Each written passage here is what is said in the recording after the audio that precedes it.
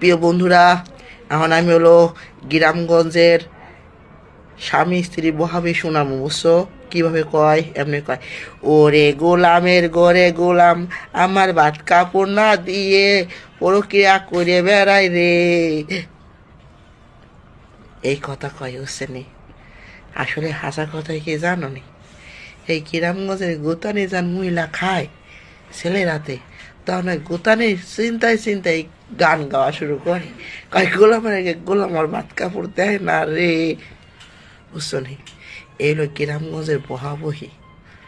এবারে আসিস তাই গদি মন পেট ভরে খাসে। আসলে সত্য কথা কি জানো? একটু তেটি হইলে কয় কি, খামু না তোর ভাত, জায়গা বাপের বাড়ি।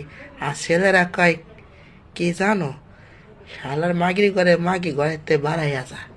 এই কথা কয়। এই আজকে হলো বহাবহি পাল্লা বুঝছো? তারা আমার গলায় গেছে দাইবে ঠান্ডা, তেল লেগে আর কি এগুলো খুলতে পারতেছি না। এলে ভালো করে কইতে পারলাম, আমার বিয়েন ভালো কইতে পারে।